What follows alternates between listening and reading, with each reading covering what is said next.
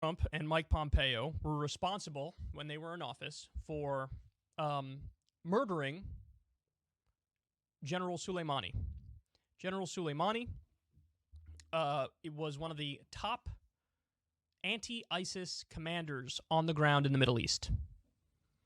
He was the head of a Shia front which would take on ISIS. Well, the U.S. was not a fan of General Soleimani, and word was that, he's representing Iran, and Iran is, of course, one of our top enemies, and we had intelligence of where he was, so Trump ordered the strike, and he was killed.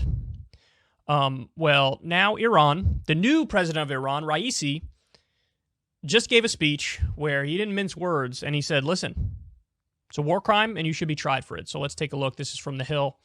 Iranian President Ibrahim Raisi is calling for former President Trump and former Secretary of State Mike Pompeo to face trial for the assassination of General Qasem Soleimani, who was killed in a January 2020 drone strike ordered by Trump. Raisi, in a speech on Monday, said Trump and Pompeo should be tried in a fair court for the assassination of Soleimani. He called Trump an aggressor, murderer, and the main culprit. If Trump and Pompeo are not tried in a fair court for the criminal act of assassinating General Soleimani, Muslims will take our martyrs' revenge, Raisi said. Quote, we took action last night to stop a war. We did not take action to start a war, Trump said in a statement the next day. I remember reading that quote and just losing it.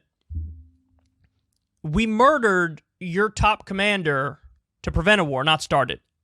Flip the script. Imagine Iran kills a top American general, and then we're ready to respond, and they go, whoa, what are you guys doing? We didn't murder your general to start a war. We were trying to stop a war because we thought he was going to come for us or something. What would our reaction be? That we left that out of the room. Are you? Of course we're going to attack you. You just declared war on us. You just killed our top commander. What are you, insane? Are you insane? Do you have any brain cells in there? But we do to them, and Trump said that with a straight face. Look, I'm not trying to start a war. I just murdered your commander because I wanted to prevent a war or something. So when we do violent actions, it doesn't count.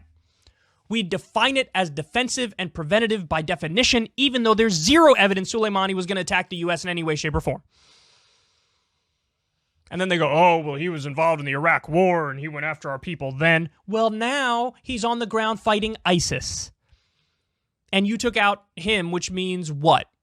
You were de facto allying with ISIS, which is not too out of character for the United States, to be honest, to side with jihadists. We've seen this during the Cold War under Ronald Reagan, where we funded the Mujahideen, which later became, split up into the Taliban and Al-Qaeda.